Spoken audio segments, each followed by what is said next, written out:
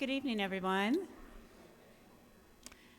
My name is Rose Jansen. I'm with the Academy of Science St. Louis, and we're very pleased to be partnering with the St. Louis Zoo to bring you tonight's science seminar series talk, The Cognitive Neuroscience Revolution, Explaining Cognition Mechanistically. Many of you are Academy members and friends. For those of you who are not, I'm going to take just a moment to tell you a little bit about who we are. We are an independent science organization. We've been around for a very long time, since 1856, and it's our mission to promote the public understanding of science and inspire the next generation of scientists and science advocates. And we do that through a year-round offering of low-cost public science programs, collaborative seminar series, and trips and tours that celebrate science at venues throughout the metropolitan St. Louis region. You can find more information on the Academy and our community-wide events by visiting the website at academyofsciencestl.org. You may also visit us on Facebook, Twitter, or Instagram, or before you leave this evening, pick up some of our literature that is at our table just outside the auditorium. I do want to mention a couple upcoming Academy events that you might have an interest in attending. If you are a teen in grades 6 through 12, you are welcome to attend our next Teen Science Cafe, Math Explorations, Graphs, Paths, and Unsolved Questions in Mathematics, where you'll explore possibilities with math through puzzles and challenges. You'll learn about mathematicians' real-life problem-solving work and challenge yourself to try out the same problems with other teens. Graphs, Paths, and Unsolved Questions in Mathematics is Monday evening, October 26th from 5:30 to 7:30 p.m. at the Oak Bend Branch Library in Kirkwood. This event is free, but you do need to register to attend, and you can do so on our website at academyofsciencestl.org, and there is food available at the cafe. And then you won't want to miss the next talk in our science seminar series with the St. Louis Zoo here in the Living World Auditorium on Wednesday evening, November 4 at 7:30 p.m., featuring professional photographer and explorer David Thorson on Arctic journeys in a changing world. In this fascinating multimedia presentation, David includes stories of his 3 Arctic sailing expeditions and the quest for the infamous Northwest Passage. You'll hear about how he and his crew became trapped in the Arctic's dense pack ice and barely escaped, and how they witnessed a 40% loss of ice in just 13 years. He and his crew were the first American sailboat in history to accomplish an east-to-west Northwest Passage. This event is free and open to the public, and you do not need to register to attend. And then lastly, on Thursday evening, November 5, beginning at 5:30 p.m., also here at the St. Louis Zoo, the 2015 Whitney and Anna Harris Conservation Forum, Conservation of the Bees, features national experts on declining bee populations and new approaches to bee conservation. This event is free and open to the public. A boxed dinner and light refreshments are included, but you do need to register. You can find information on registering on our website at academyofsciencestl.org, or again, feel free to pick up any of the flyers that we've left for you to take with you this evening before you leave. They are out at the table that's just outside the auditorium. You can find even more science opportunities and talks on our website. If you'd like to receive e-notification of upcoming Academy public lectures and events, there will be some e-news sign-up sheets that will make their way around the audience tonight.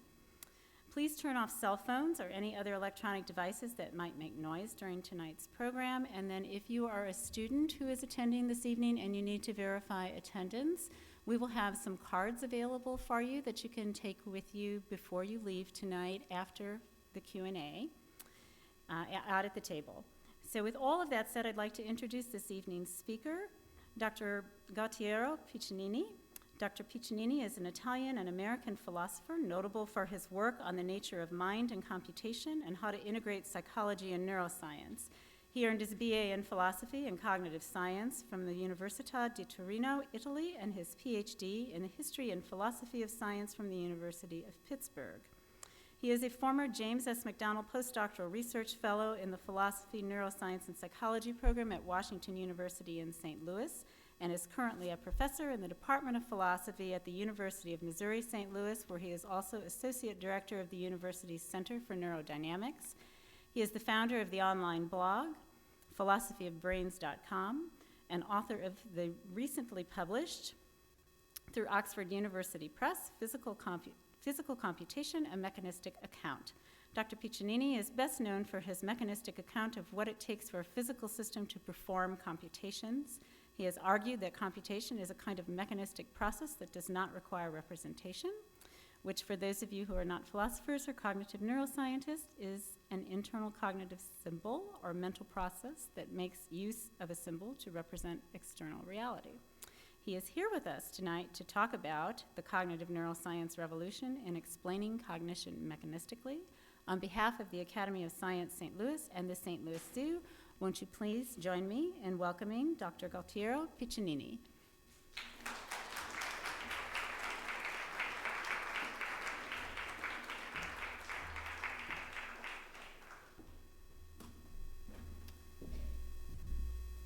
Thanks so much for coming. I'm going to tell you a story about the analogy between brains and computers tonight, and mixed with the origin of cognitive neuroscience, which is the current science of brains and mind. So when we talk about the mind and the brain, which appear to be closely related, there are three main phenomena that we generally try to understand or explain in the broadest possible sense. One is intelligence. Hopefully we all have an idea what that means. The second one is what philosophers call aboutness, and what Rose called representation, the ability that we have to represent the world, ourselves, our relation to the world, our actions. Intelligence and aboutness or representation seem to be very closely related, because if we can represent how things are, it should help us relate to such things and act in an adaptive way, an intelligent way. And on the other hand, if we represent things, if we are intelligent, how do we can process information about the environment in an intelligent way, and then maybe understand how things are around us. There's a third thing, though, that we also would like to understand, and that is consciousness. And consciousness, first and foremost, is the difference between how you feel about things right now, meaning that you are aware of your surroundings and maybe some things about yourself, and how you don't feel anything when you're in a dreamless sleep. Or if you're fainted or you're in a coma, you don't feel anything. But most of the time when you're awake or when you're dreaming, you do feel stuff. You have these qualitative experiences, and that's what we call consciousness, and that's what I'm not going to talk about. So I'm not going to talk about consciousness, but I will talk about cognition and perhaps a little bit about misrepresentation and how cognitive neuroscience explains these things. So the first couple of ideas that we're going to play with today go back to Edgar Adrian, who was one of the giants of neurophysiology. And he's the person who discovered that, let's see if this works. Yeah. So this is a series of so-called action potentials or spikes coming from a neuron. And this is a representation of a neuron. A neuron has dendrites from which are received inputs, and then a body or soma, and then it sends signals through an axon, and then it reaches other terminals where it connects up with other neurons. And what Adrian found is that neurons follow this so-called all or none law, which means that if there is enough input into a neuron that goes above a certain threshold, the neuron will discharge. Will send a signal through the axon here. And if there isn't enough input, there will be no discharge at all. So either there is a discharge or there isn't, and the actual strength of the discharge here is the same regardless of exactly how much input goes into the neuron. So there's this threshold effect. There's this all or none law. Another idea that he had is that neural signals carry information. So he studied sensory signals coming from different senses, right? So we have many different senses. Some are in the skin, so we sense many different things in our skin. There's actually lots of different receptors in our skin. And for heat, for cold, for pressure. And then there's, of course, audition, there's vision, there's olfaction. And regardless of what the physical input is, Adrian found that the nerves that come from the periphery to the central nervous system, to the brain, always operate in the same way. And he noticed that the rate of firing of these neurons was related, closely related in a logarithmic way, to the physical strength of the input. That this was the same for all the possible physical inputs. So in this sense, what's being carried, what's being transmitted is not a physical variable, because the physical variable is always the same. It's always a bunch of action potentials traveling through an axon. What is transmitted is information, we call it, information about the stimulus. And the information is encoded in the rate of firing. Okay? This idea is going to come a long way since the 1930s, but this is the person who first introduced it in neuroscience. Another idea that you might have heard about, because there's been a movie about Alan Turing recently in theaters, is last year, called The Imitation Game. So Alan Turing was a mathematician interested in foundations of mathematics, which is a very philosophical enterprise within mathematics. And he developed the first and most compelling mathematical theory of computation, and specifically digital computation. And digital computation means that you manipulate what we call ones and zeros. They don't have to be ones and zeros, but they're this discrete states organized in a sequence, and the sequence can be written on a tape as long as there are these discrete squares on the tape. And this is a physical realization of his mathematical idea called the Turing machine. And he argued that for any algorithm or procedure, effective procedure, list of precise instructions for performing a digital computation, you could build a Turing machine. A Turing machine is simply a device like this with a potentially infinite tape, and it can read the squares on the tape one by one.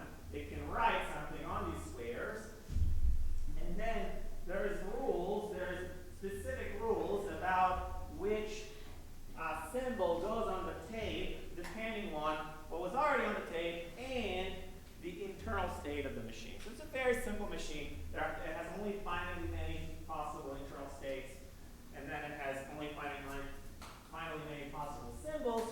And Turing said, if you have any algorithm that manipulates discrete symbols, strings of discrete symbols, you can implement that algorithm on a Turing machine. That's called the Church-Turing thesis. And then he also showed something equally amazing, which is that you can build a universal Turing machine. And a universal Turing machine is not just a machine that performs one algorithm, one computation following one algorithm. It's a machine that can perform any digital computation following any algorithm, because it encodes not only the input that it needs to process, but also the instructions that any other Turing machine would have to follow. So if this sounds like what our digital computers do, it's because our digital computers are basically a physical realization of a universal Turing machine. So he was the first person who mathematically grasped the idea of a universal computer. A universal computer should not be thought of as something that can do anything or that can compute anything. It can only compute any function for which there is an algorithm. And we're talking about digital computations here. And later we'll talk about how many kinds, there are different kinds of computation. They're not all digital. But digital computation is very, very powerful. And Turing is the person who first formalized this idea. These two things, Adrian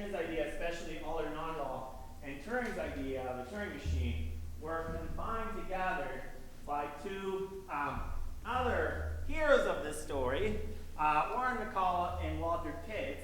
And what Walter Pitts and Warren McCulloch did, they thought that you could build a Turing machine with using neurons, okay? And specifically using neurons that work a little bit like Edgar Adrian had discovered actual neurons work, except that they also made some heavy simplifications and idealizations. But if you simplify this in a very heavy way that maps onto what Turing was talking about, you can make Turing machines using neurons.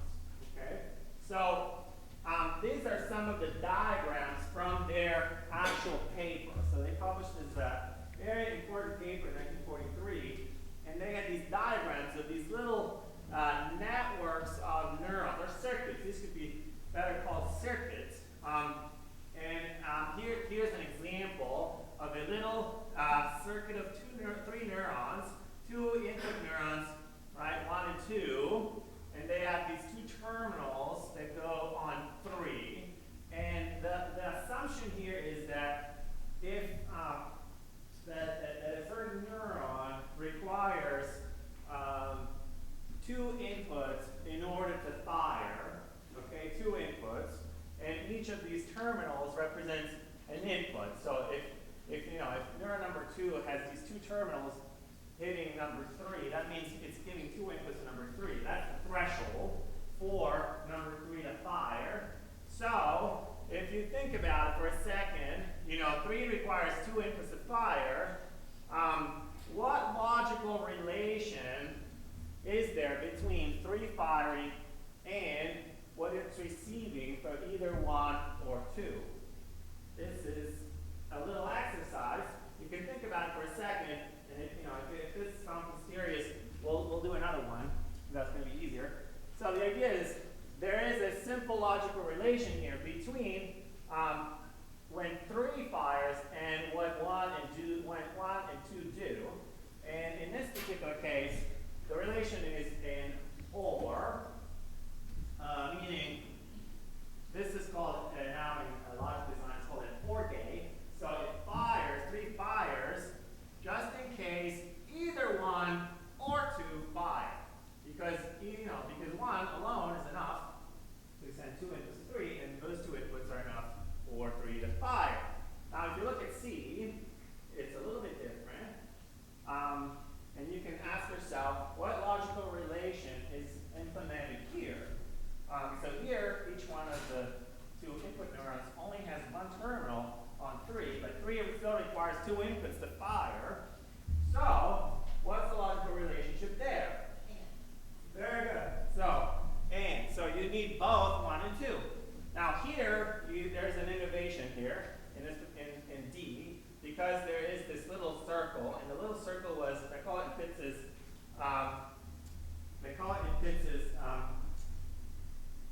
way of symbolizing an inhibitory relation. So, some neurons are excitatory, they excite the neurons that they fire against, and other ones are inhibitory. So in this case, this neuron number 2 is inhibiting neuron number 3. And so, again, you may ask yourself, what logical relation is implemented here? It's a little tricky and unusual. It's not a typical kind of logic gate that you find.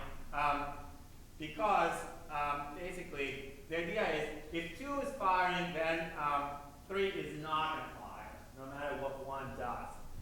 So what they're trying to represent here is the relation that combines an and a not.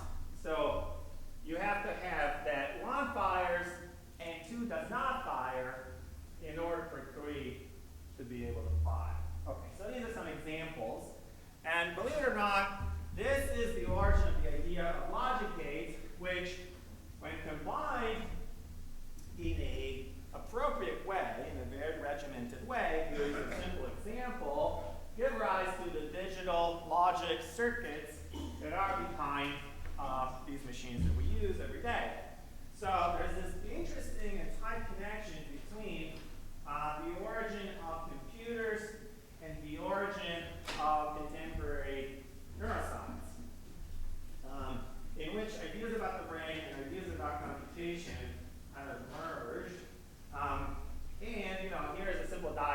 computer at a much higher level. So you have input devices receiving inputs from the environment, and then you can store data in memory, and the instructions go to a control unit, which then issues commands. The other path performs operations, and results can go back into memory or be sent out to, for example, a projector that then projects it on your screen. So what happened? This happened in the 40s, right? All this stuff happened in the 40s. This is kind of prehistory. And then what? And then these ideas took on a life of their own and went into different directions. So one direction was the design of computers, and people stopped worrying about brains at that point. But another direction was the study of cognition. And there were three traditions that developed at this point. One may be called classical computationalism, and it just says cognition is just digital computation, and we might as well not worry about how the brain does it because we don't even know enough about the brain. But the following has taught us that the brain does digital computation somehow. Let's just try to figure out which digital computations are involved. So these guys that generally ignore the brain. Then there's the connectionist people, and they play around with networks like those of McCulloch and Pitts, and they made them more flexible and modifiable, but they still didn't really worry too much about how the brain works. And these guys, number one and number two, they had a good ride for a few decades where they commanded a lot of the attention in psychology and in philosophy of mind and in philosophy of cognitive science. Meanwhile, there were these other people whom I'm calling computational neuroscientists. Now, this is a term that's current right now, but it wasn't very popular for a very long time. It wasn't even used early on. And they continued to worry about how the brain really works, what do we understand about it, and how can we model that mathematically. Not so much in the way that McCulloch and Pitts had done, because that turned out to be very simplistic and not very realistic, but they developed more sophisticated mathematical tools for studying cognition as performed by the brain. So what about these other people? You know, the number one and number two here, the classical people and the connectionists.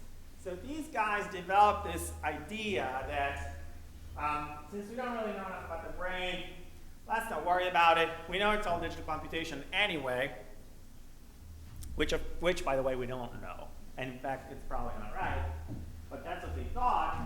So they developed this idea that what the computational theorist does is study the psychology of things, you know, the cognitive functions up here, and then there are neuroscientists who study the neurons, but that's the implementation. It's a separate level, and psychology is basically autonomous, that's the term they use, from neuroscience. So psychologists don't have to worry too much about neuroscience. As long as it's all digital computation, let's just figure out what the computations are. Now, if that's your view, cognitive neuroscience is almost an oxymoron because in this picture,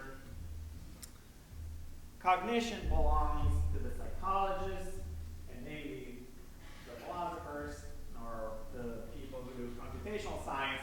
The neuroscientists study these lower level mechanisms, and they don't really study cognition proper. But cognitive neuroscientists have come along and said, no, we actually do study cognition and we understand it better than you guys. But before we get there, let me give you a couple of quotes to show that I'm not making this up. So here's a couple of funny quotes from leading philosophers who bought into this autonomy picture. One is Hillary Putnam saying, we could be made of Swiss cheese and it wouldn't matter, meaning it doesn't matter what we're made of. If we're made of neurons or Swiss cheese, it doesn't make any difference. And the other one is Jared Fuller, who says, the neuroscientists are not even entitled to talk about computations and representations, because that's the language of psychology. Okay? But it turns out that cognitive neuroscientists talk about computations and representations all the time.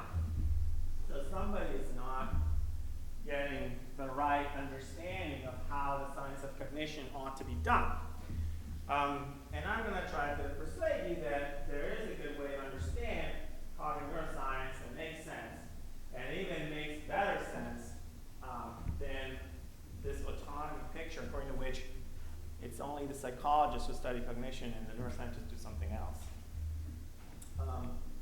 So, what do cognitive neuroscientists do? Well, you've probably seen pictures like this before. This is just some random memory task.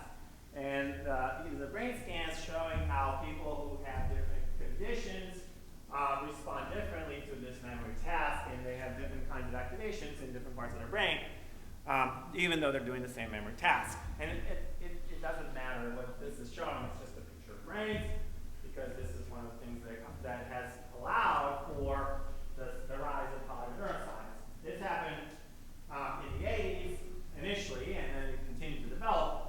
And if you don't know, St. Louis played a very important role in the rise of cognitive neuroscience, because some of the early imaging methods for studying brain function, the methods for generating pictures along these lines, and the methods for generating the pictures were developed here in St. Louis, especially at Washington University, in the 80s. And there's still a very strong cognitive neuroscience community here in St. Louis, especially at Washington. Another thing that cognitive neuroscientists do is they study neurocomputations. So, as I mentioned earlier, there were these guys, and I'm calling computational neuroscientists, who developed tools for understanding how networks of real neurons, or at least realistic neurons, can perform computations that amount to some cognitive functions like the ones that we perform. How does this work? First of all, neuroscientists offer mechanistic explanations, and mechanistic explanations are just, in this, for present purposes, they're just explanations that involve many components, each component performing a different function, and then each component with its functions organized in a specific way to perform a more powerful function. Like in the example of a network of neurons, it would be each neuron performing its own function, but they're networked together, and when they're networked together in that way, they can do something more interesting. So the specific thing about a mechanistic explanation in cognitive neuroscience is that it involves mechanisms that are pretty special because they have computational and representational abilities. And given that these computations and representations are attributed to the brain and to mechanisms in the brain, you have to understand the brain and the parts of the brain to understand the computation and representation. So there's no autonomy like those other people said. You really have to understand the brain to understand cognition according to cognitive neuroscience. So here is just a diagram representing a mechanistic explanation that involves 3 levels. So there is, for example, in this case, there's long-term potentiation, which is a phenomenon by which the synaptic relation, the relationship between a neuron that fires and the neuron that receives that signal, that relationship can become stronger or weaker. Potentiation means it gets stronger over time if the second neuron fires in response to the first neuron. So if you remember, at the very beginning, one of the ideas from Adrian is just because there's this upstream neuron firing on you, it doesn't follow that you will fire. You have to receive enough stimulation if you're a neuron, okay? The stimulation has to get above a certain threshold. So if it does get above that threshold, and you are receiving input from the specific neuron, then that connection will become more sensitive over time. Meaning you will fire more often in response to that particular neuron that made you fire in the past. Okay, and one way to say this is neurons that fire together wire together. This is a slogan from cognitive neuroscience. So neurons that fire together wire together. If I made you fire before, I'll make you fire again and again, more easily in the future.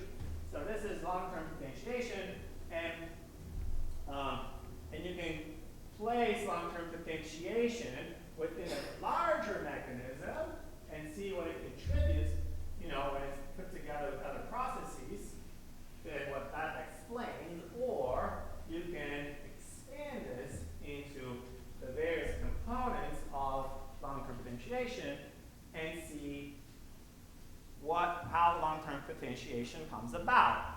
You know, what neurotransmitters are involved, and what activities are involved to get long-term potentiation. So when you're studying a very complicated mechanism like a brain, you can either go from the top down and try to analyze the brain into large components and how those components put together do what the brain does, and then you break it down further. You know, those components, you break them into smaller components and then smaller components, or you can go from the bottom up, start from small components, and see how you can put them together to do more powerful things when they're organized. So that's just multi-level mechanisms. But then, how do they perform computations? This requires an answer of what a computation is, what a physical computation is. And that is a tricky question. So I'm just going to give you a very basic answer to this question that is, I think, reasonable, plausible, and helpful. And the answer is that there's got to be some sort of vehicle that you manipulate, like the strings of digits of a Turing machine, the ones and zeros of a Turing machine. But they don't have to be ones and zeros as long as there is a rule telling you how to manipulate these vehicles, and the rule is only sensitive to certain changes in these particular vehicles. So if it's a digital computation, the rule just says if it's a 1 and you're in a certain state, do this. If it's a 0 and you're in that state, do that. And it says that for every possible state of the machine. But there are other kinds of vehicles that can be manipulated. And we'll look at a couple of them. But the point of this is these vehicles are medium independent. Like the ones and zeros of a Turing machine can be written on a tape, can be implemented as voltages in a circuit, in an electronic circuit.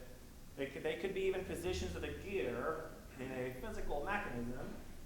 They could be different physical things, as long as they have this structure of this way of operating, of being manipulated according to the right rule. And the same is true for other sorts of vehicles. Now, the vehicles that we find in the brain, as I said before, are the spikes, okay, the action potentials. These are the main signals that travel through neural systems. Okay, they travel through axons, and they reach the next neurons, and from the next neurons, they may generate new action potentials through the next neurons. And so these come in trains, so-called, neuroscientists call these trains of spikes. The multiple spikes over time, and the fire rate varies over time, depending on the stimulus and other factors. And the main variables that seem to be relevant are the rate, which is what Adrian was talking about, and sometimes the exact timing of a single spike that can make a difference sometimes. But a lot of times, all that matters is the rate. How frequently is the neuron spike in a certain interval, during a certain interval. Okay, so neural computation then is just the processing of spike trains by networks of neurons. And a question you might ask is, what kind of computation is that? Remember that Owen Pitts had this idea that neurons can be organized to make digital computers, to make Turing machines, which are digital computers. Is that right? Well, that's one possibility. So digital computation, as I said, is just the manipulation of strings of digits according to specific rules. There's also analog computation, which is the manipulation of continuous variables, and I'll show you a picture of a continuous variable, but it's a variable that varies continuously over time. It doesn't go just from 0 to 1, but from 1 to 0. It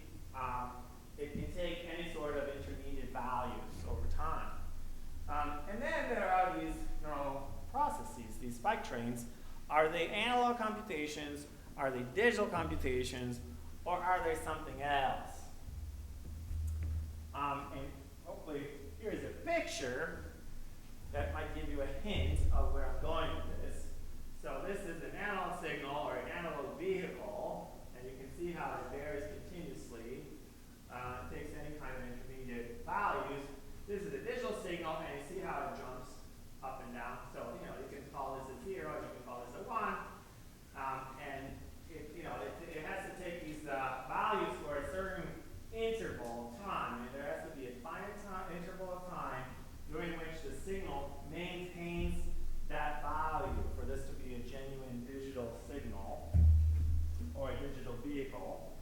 Otherwise, the computer gets confused about what state it's looking at. Is it a 1 or 0? If it jumps around like this,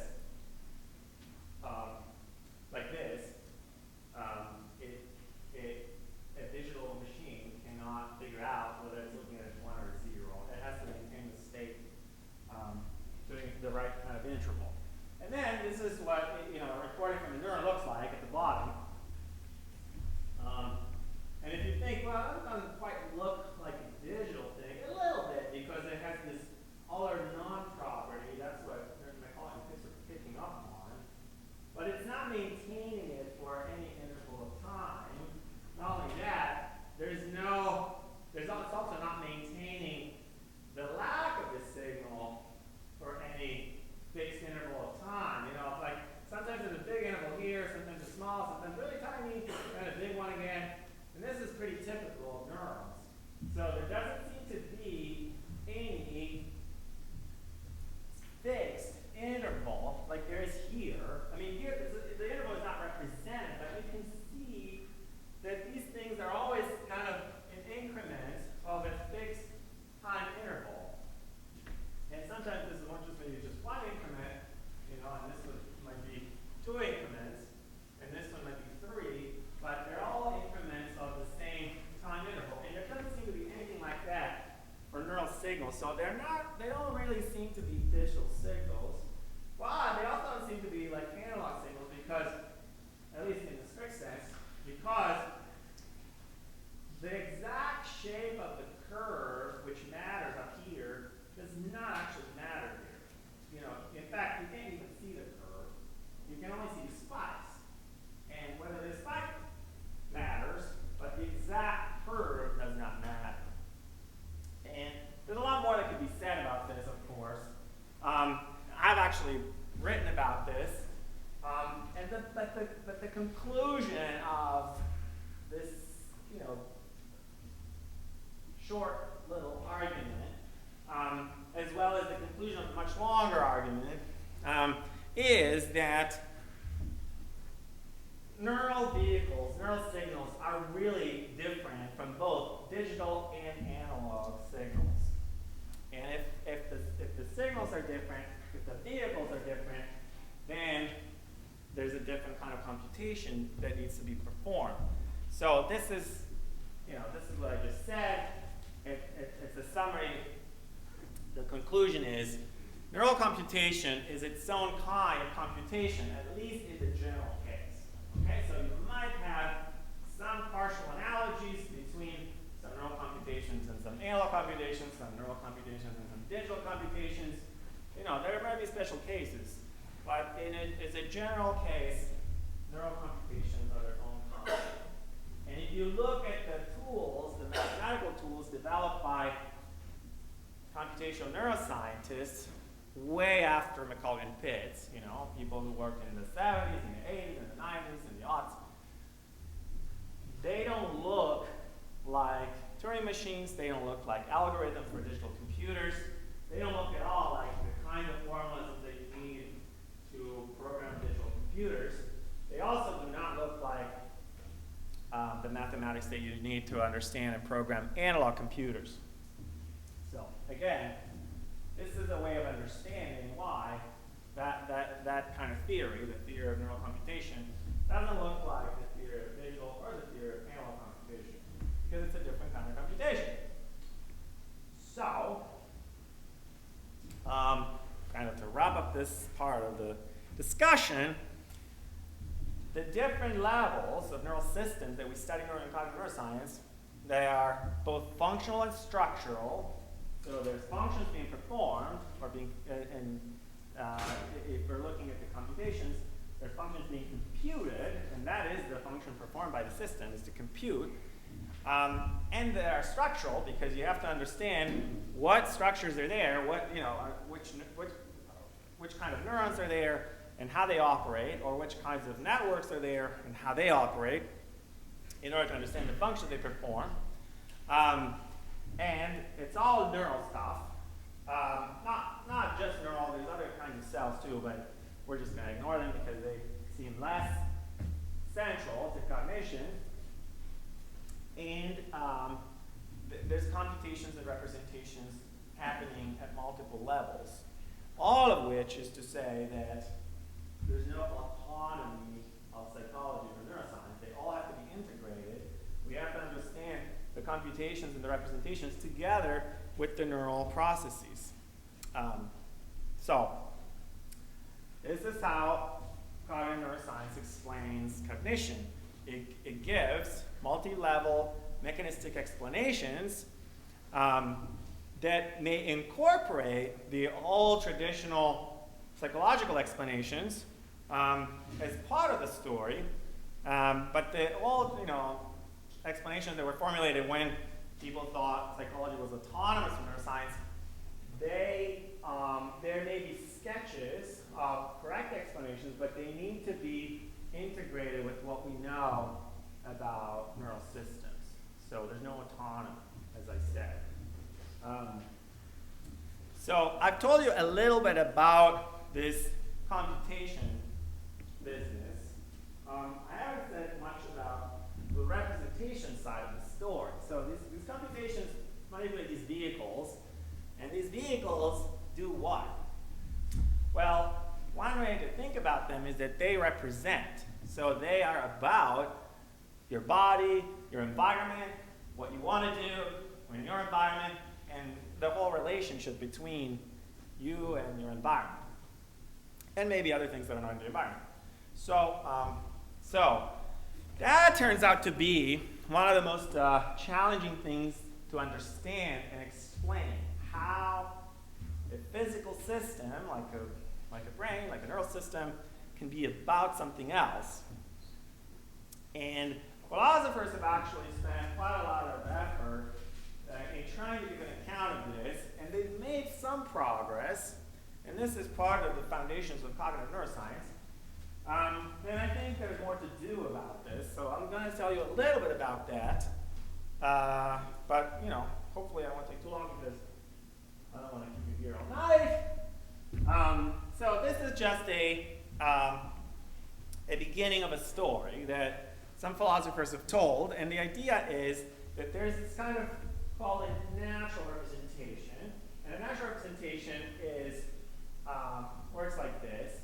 You can naturally represent something just in case you carry natural information about that thing, and this natural information is simply that you reliably correlate with the thing you're representing. So this works well, and it's your function to do that. So if you don't do it, you're malfunctioning.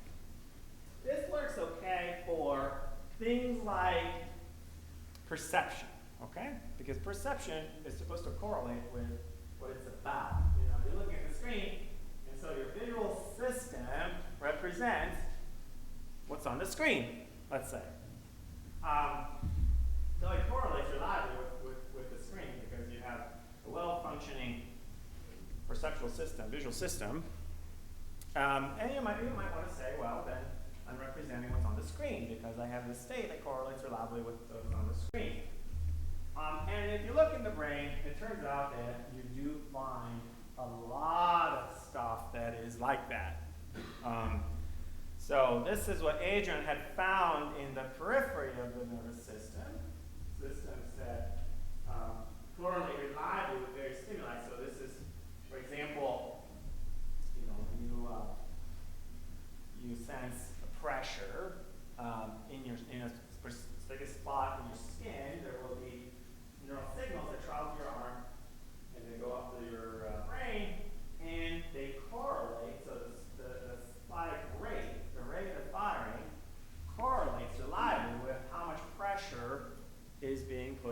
skin. Same with pain, same with any kind of stimulus you receive. Okay, it could be heat or cold. It could be pain. It could be you know, if you look more carefully at the actual physical variables, it can be sound waves when you hear. It can be light when you see things, and so forth. So you do have these this kind of thing, this kind of representation, natural representation in the brain. So this is a useful beginning of an account because insofar as represented this way, we can find this in the brain. And it matches very nicely with what Adrian was talking about. Notice that it's possible to misrepresent. Okay, so when you represent something, you can also misrepresent something. You can represent it incorrectly. For example, you can misperceive something as something else. Like when you misread, you know, you look at a page and you thought you read one word when in fact there was a different word written. Hopefully, most of you have had that experience. I have. So you can misrepresent. And what is misrepresentation? In this case, it's that you're not performing, you know, your neural state is not performing its function. It's not doing what it's supposed to do. It's supposed to correlate reliably, and therefore carry natural information, because that's what we mean by carrying natural information. It's reliably correlating with something. But it's not, for some reason, okay? For whatever reason, maybe there's noise. There's noise in the system, or maybe you had some strong expectations of seeing something different. So you think you saw something different than what there is. Okay, so far so good. But not all representation works like this. So let me give you one example, and then I'll give you one example of a representation that doesn't work like this. Then I'm going to give you an idea for how to deal with it, and then we'll be done. So here is an example of what I'm going to call, for lack of a better word, non-natural representation. It doesn't mean that it's not natural. It's just a term that philosophers use for this kind of situation. So I imagine that I'm dead. My mental representation is about me, but it doesn't correlate with my state. You know, it doesn't correlate with a fact. Because if it did, I would be dead, and I wouldn't be imagining anything. So, I mean, this is an especially compelling case, but there are lots of cases like this. Okay? So here are some other examples. You know, we can fantasize about things. We can pretend. Even little kids can pretend that things are different than they are. We dream. We engage in hypothetical thinking. You know, what if things were different than they are? Or counterfactual thinking. You know, if things had been different, you know, in one way, what else would be the case? And on and on. So, so these kinds of representations, they're not necessarily malfunctioning when they're representing things as different than they are. Most of the time, or many times, sometimes it might be a malfunction. You know, you're trying to represent things as they are, and you're failing. But many times, we want to represent things differently than they are. So if I want to imagine myself dead, I want to misrepresent myself. I'm not trying to represent myself correctly. I'm trying to represent myself differently than I am. And so this the little story, that representation that I just gave you, that, you know, philosophers like Dretsky have proposed, although it worked very well for things like perception, they don't work very well for this kind of representation. So is there something that would work better for this kind of representation? And the answer is, I think, there is this idea that would be very helpful, which goes back to a psychologist, his name is Kenneth Frey, and that is that thinking, at least in the general case, is a form of modeling. And that's a model of the solar system. But he literally argued that thinking works like modeling, like this kind of modeling, where, you know, you have different items representing different aspects of the system that you're trying to understand, And then you can manipulate the different parts of your model in a way that mirrors the system itself, right? So all this gear here is supposed to move the little models of the different planets in such a way that it represents the position of the planets over time. And it's supposed to, more or less accurately represent how the solar system moves, how different parts of the solar system move over time. And he said that's how thought works. That's how thinking works. We have these models, and they represent things in this way, and then we manipulate these models, and they represent how things change over time. Now, this idea, which in its modern form goes back to this guy, who, by the way, was trained in philosophy too, and so Warren McCullough. So Warren McCullough was a neuroscientist, but he was also trained in philosophy. Kenneth Craig was a psychologist, and he was also trained in philosophy. So I stress this because I'm a philosopher myself. So it's nice to see that philosophy is more relevant to, in this case, science than some people presume. Because these guys, they use their philosophical training to develop some of their ideas, and they were very conscious about it. And they also liked each other in part for that reason, because they had this philosophical background. But anyway, what I was going to say is that this idea initially was developed within traditional psychology without connection with neuroscience, but in more recent years, it has been picked up by cognitive and computational neuroscientists because it turns out that you can use neural networks to build models of external variables, and these models can become very powerful, and they can be very, very powerful at predicting what is out there, okay, what you're representing. So, right now, you have perceptual state that corresponds to what's on the screen, let's say, but you might also be thinking about what you're going to do next, after the talk. Are you going to go out? Are you going to go home? And how that works, according to Craig, is you have this little model of the environment outside of this room, right? What's out there? If you exit these doors, where are you going to be? You're going to be in the big hall of the zoo center, and then outside there's roads, and there's your car, and you can drive, and you can go home, and so you have this internal model of the environment, and corresponding to the various actions, you can model your actions within this internal model. You can represent what you're going to do and the effects that those actions are going to have, and so you can use it to plan your actions.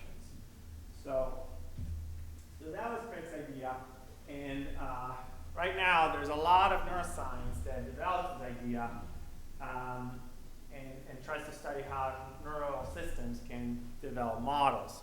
And since these models can also run offline, I'm going to skip a few slides, but the important thing is they can run offline. They can run without input from the environment. Like your model of what you're going to do next, you can just project into what's going to be happening outside of this room, where you're going to be, where your car is, where you're going to drive to go, where you're going to go next. So you can run this thing without any perceptual input. So what I was going to say about that is just simply that if you keep track of whether or not you're running this model based on the perceptual input, if your goal is to represent things correctly, then when you're keeping track that this system is running offline, you're going to have either a correct representation, and that would be the function of the model to represent correctly, or if it's not representing correctly, that would be a malfunction. And so it would be a misrepresentation that is a malfunction. But if the But if the goal that you have is to represent things incorrectly, then you're only going to be fulfilling the function of this model if you're representing things incorrectly. So this is just to say that you can have, hopefully, a richer account of representation involving these models constructed by neural systems. And to wrap it all up together, the story I told you is that cognition involves multi-level neural mechanisms. So neurons would be one level, circuits, networks, systems, each level composed out of components from the lower level. And they perform neural computations, which more or less are the manipulation of spike trains. And these computations manipulate neural representations, which are internal models, and they can run offline. And these are not quite the same as the computations performed by these guys that belong to the digital computers. Now, the last caveat is this is a attempt at capturing the essence of contemporary cognitive neuroscience. It's a scientific account. It's a model. It's not the completely accurate story about everything. There's a lot of work to do to understand how the brain works and how the brain produces cognition. And so I hope some of you maybe will consider someday going into neuroscience or philosophy of neuroscience and contributing to this enterprise. Thanks.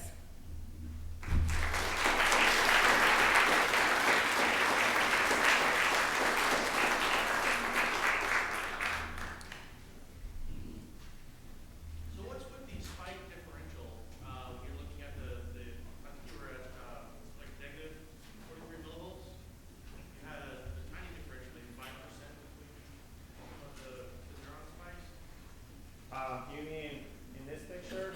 Yeah, right there. Yeah. The one before was even more Or the one at the beginning? yeah. This one? Yeah. I mean, I know that's old, but is that accurate? Yeah. So would that be considered intensity? What are you asking about? Are you asking about? The intensity spike. Yeah. So this is voltage measured outside the axon. You can put this little sensor there, and it measures the voltage difference as it travels through the axon. And so it briefly spikes, goes up, and it quickly decays. And then there's a little refractory period where it takes a while before the neuron can fire again. But so the brain is sensing that tiny differential as the pushing hard versus soft. If I understand the question, the signal originates Was that a here. nerve conduction study where you injected a voltage? Yeah, you can inject voltage. Yes, yes, and you can see how the nerve responds to that. Okay. Yeah, of course, you have to stay within those. Right. I understand. Thank you. So I guess this is a two-part question on the limitations of using thinking and modeling as a mechanistic approach, to explain the mechanistic approach. And I guess the first question is how does it speak to non-delusional or non-mistake things that we know actually happen, such as like phantom limb or the brain actually capturing it, but it isn't there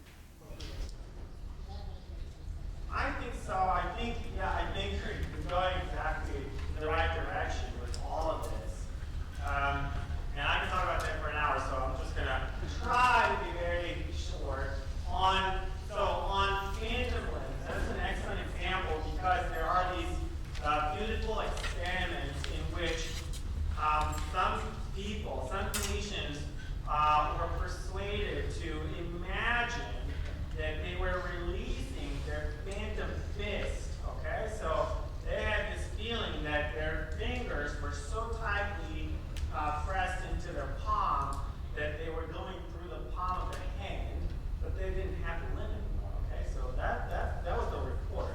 And with like using mirrors, a neuroscientist at UCSD, Ramachandran, was able to trick them into thinking that they were releasing that phantom pain from their palm, and that made the pain go away. So one way to interpret that is that their model, their inner model of their limb, which was still active because the brain was dead. The brain is still intact. It's the limb that's gone. But the brain is there, and it has a portion that is devoted to representing each part of the body. And this kind of stuff is well established. Okay, so there's a little homunculus, representing the brain. So that portion, or for various reasons having to do with the injury, had gotten stuck on this predicted state. Okay, the state of the palm, the hand being so tightly clenched that it goes through the palm of the hand, and that predicts pain. Right? If something's going through the palm of the hand, that predicts excruciating pain. So they were in excruciating pain. But now, if you then trick that system, that model back into thinking, oh, but my palm has been opened up, then that does not predict pain anymore. That shouldn't be causing pain. And the pain literally goes away. So you can interpret this kind of experiment in terms of this way of thinking about mental representation. And you can develop it in all kinds of ways. So, with respect to language, a lot of the mental models that are brain built, they do not require language. At least, according to the picture that I would invent.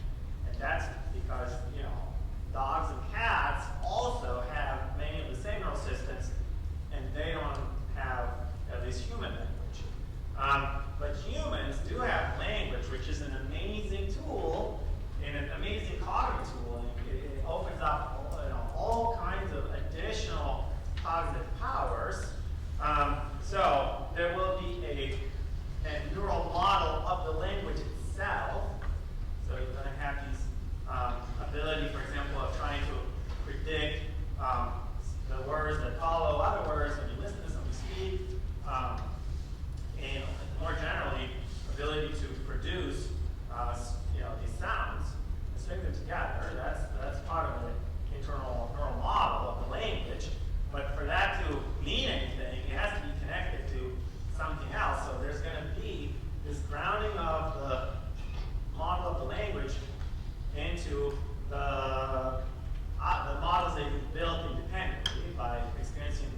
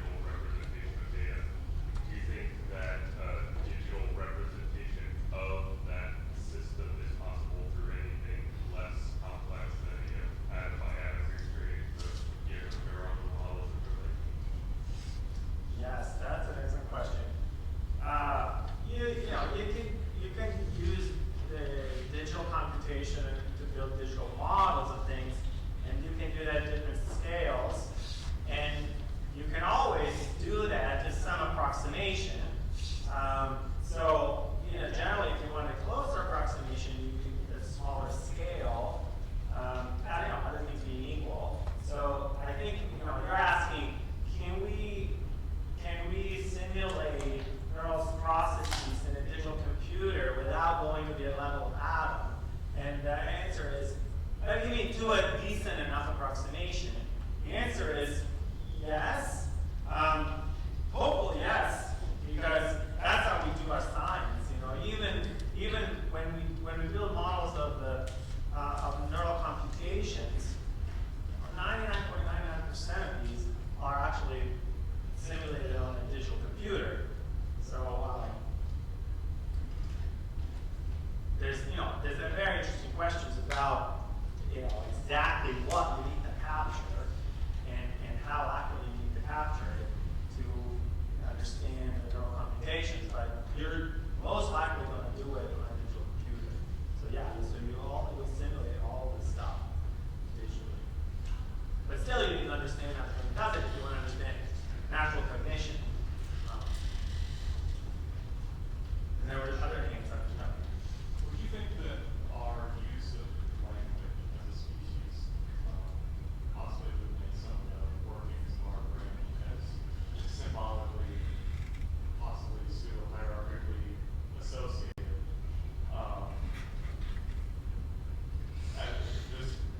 It seems that we work symbolically pretty much in all of our lives in a way.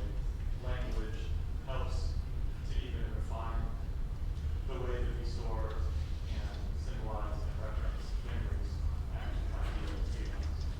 Do you think that there's a good strong correlation there? Like the social construct of story? Well, if I understand the question, I think yes. So yes, we're very, very much embedded in a world of symbols, and language being the most powerful symbolic system that we have, and then we use to build all kinds of other symbolic systems. And the question that I was trying to address is, how is that possible? Like, how is symbolism possible? How can we represent things? Not only in language, but even more broadly, you say perception. So perception is also, in my story at least, a kind of representation. And so, you can tell different, there's different efforts to understand this, and there's different competing accounts. I think the most plausible account involves some kind of internal models. In your case, it will be internal models of symbolic systems. So, for us to be able to use language in a meaningful way, we need to have a model of the language, and that includes also what the different portions of the language represent. How do we model all of that? We model that by connecting, say, our model of a certain word, for example, the word cat, with our model of cats themselves. So we're going to have a model of cats in our brain, and we're going to have a model of the word cat, and if we can build an association, a neural association between those two that works the right way, when we hear cat, we can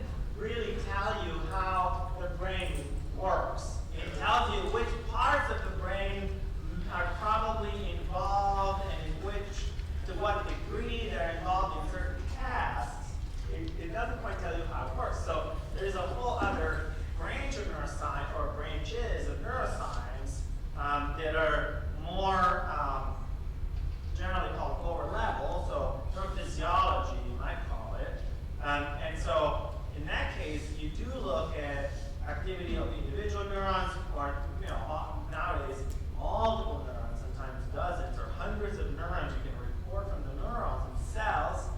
And then you look at what those responses correlate with in the stimuli of the organism, or in other neural areas, or in the responses. So that's a way to try to reconstruct how the neural mechanisms work on a small scale, looking at their actual responses, like neuron by neuron. And of course, that's got other challenges, which is that even though you can record nowadays from maybe dozens of neurons at the same time, first of all, you can't really do it in human beings for the most part, unless they're undergoing neural surgery. Generally, you can only do that in animals, and they don't have language, so you can't study language that way. So that's a severe limitation. But you're trying to extrapolate from what you understand about how systems of neurons work in certain animals. Sometimes these animals are somewhat similar to us in some respects, and then we try to guess or extrapolate how that might also work in us. And there's other techniques too. And these are just two examples. But certainly neurophysiology is very fundamental in understanding networks of actual neurons and what they do and how they operate. I've done microdialysis. It's not easy. No, it's not. Yes. I wonder if you put your superimpose mechanistic thinking on therapy as in behavior modification, let's say. And I was just sitting here sort of thinking about a clockwork orange. Very simplistically, you try to alter behavior by reinforcing maybe certain stimuli where a person is switched from experiencing joy to disgust. But in a beneficent sense, when you look at it as a reinforcement of certain stimuli to produce a certain result, where do you see limitations with that? And are there sort of the equivalent of something like a quantum leap where you can't explain a result? Just like physicists see, there are things that actually happen where they can't, in the old models, they don't really see a connection between A and B, and yet there is an effect. You see what I'm trying to I think so. Are there limits to this mechanistic? And I don't think that we're in a position to answer that question, because we really don't understand enough of all the levels that are involved in psychological or neurological pathology. So we do understand a lot, and a lot more than we used to. And brain imaging technology helps in that respect, because you can look. So this is an example where you look at mild cognitive impairment and Alzheimer's relative to the normal case. But you can do this kind of thing, for example, with respect to people who are depressed or people who have addictions, and see how the different parts of their brain are more or less activated than normal people. That's the kind of thing that is done now in neuropsychiatry, and it does shed some light on what's involved in certain dysfunctions or pathologies, but still, that's a far cry from being able to treat anything. Because just because, this part of the brain is less active when you're depressed, or more active when you're on cocaine, well, it doesn't tell me how to fix the problem. And so that's where people look at things like neurotransmitters. That's a very rough sort of mechanistic science, where you just literally give people chemicals and see, okay, if I give you some of this chemical, you get over your addiction more quickly, or do you get over your manic state? Do you calm down? And sometimes you can find something that works a little